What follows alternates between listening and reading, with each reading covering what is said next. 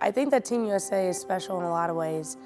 It gives you the opportunity to meet people international, but also you create this family bond. And that's with your teammates, that's with your coaches, and it just creates this environment that you're like, holy cow, like I get to represent my country wearing USA on my back with some of the best people around me. You have a dream team of people who are all coming together to fight for the same goal, and to go bowl and compete for the same goal. And so to be someone who's associated with that team, it still kind of blows my mind a little bit, because I still feel like I'm a 17-year-old who's getting recruited to McKendree. My favorite memory was the first year at camp when both the girls and the boys were there. When it was just the girls there, we had a great time. We all communicated really well. We all got along and everything. But then when the guys got there, it was like we were all one big happy family. Then by the end of that camp, they told us who they selected for Peru, which I was selected, which that was an even crazier feeling of calling my mom and telling her I got selected and her crying on the phone. And it was just an amazing moment and an amazing week. I turned around and my mom got tears in her eyes and she's like, Sydney, you just did it. I'm like, I just made Junior Team USA, I just did it. You're right. And then the best hug was from her and Justin in that moment, realizing what I had just done and that I was accomplished just like everyone else in my family who'd also made Junior Team USA or Team USA. The very first event that I bowled for junior team was probably the coolest event, simply because we got to take everyone. It was in the Dominican Republic. I was 15. I had no idea what was going on. It was only my second flight ever. So I have some very specific memories, not even necessarily around bowling, from that event that I'll cherish forever. Specifically when the airline lost 4 of my bowling balls. I obviously was not trained well in the flying aspect, so I also had put my shoes in that bowling bag.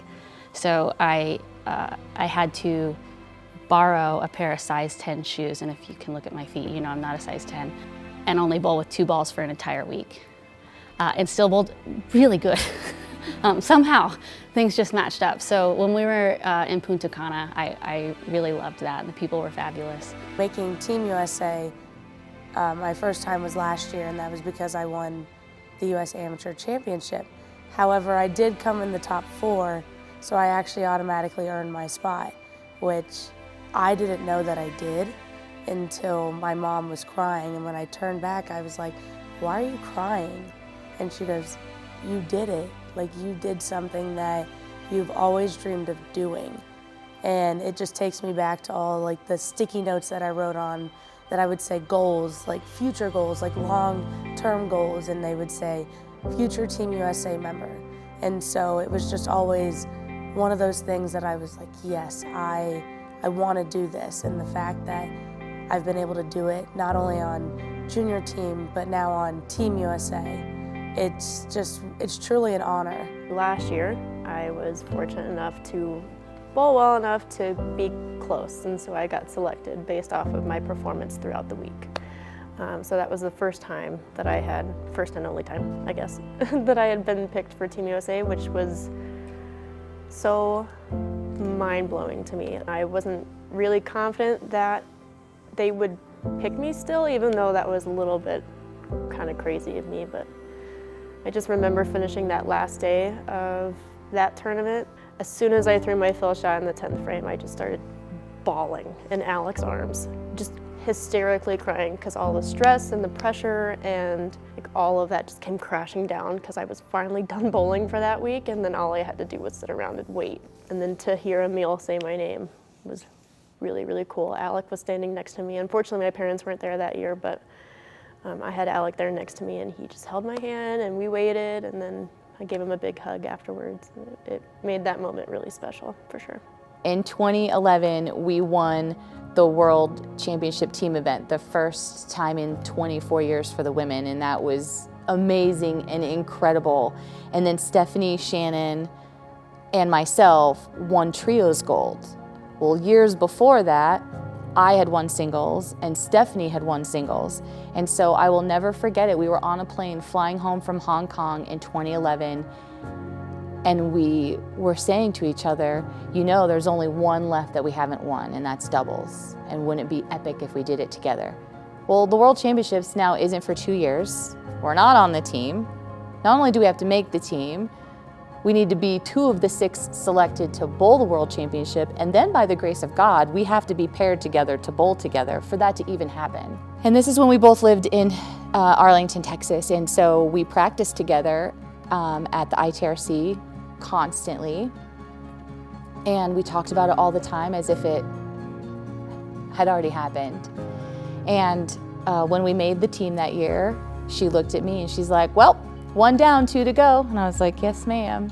And then we both got the phone call telling us we were both selected. And I remember I went to her office and we were both so excited and crying. And she said, 2 down, 1 to go. And I said, 2 down, 1 to go. And then this was in 2013. We were in Vegas at the Suncoast. And we were off in this little area as a team, and she was sitting across from me. And Rod was now giving out who was bowling doubles together. And he said, and Stephanie and Shannon, and as a pair, and I looked at her and we locked eyes and it was done. We went on to win that gold medal. So to want something, to manifest it, to talk about it, to believe that it's possible, and then to do it with your best friend who is a sister, that is probably one of my absolute favorite moments in Team USA career for me, because of the journey that we were on together in order for that to become reality. I don't think you ever forget your first competition. When you're going over to another foreign country, you're one of 6 women that get to compete and represent the United States of America. And my first competition, the team event, was in the Netherlands. I was bowling with Linda Barnes, I was bowling with some high-ranking names back then on the team. So I don't think you ever forget your first experience.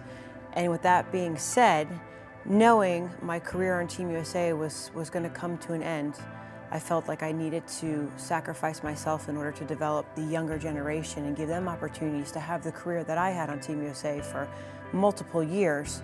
My last event in 2021, when we were in Dubai and we won the Women's World Championship with myself, Missy Parkin, Danielle McEwen, and Jordan Richard.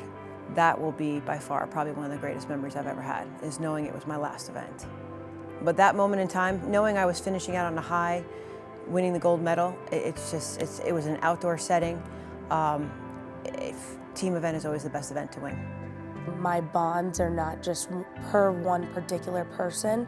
I have created bonds with pretty much everyone on this team, and it's really incredible because now they're lifelong friends, and there's someone that I could go to out on tour if I have questions or if I just need help with advice with anything just in life.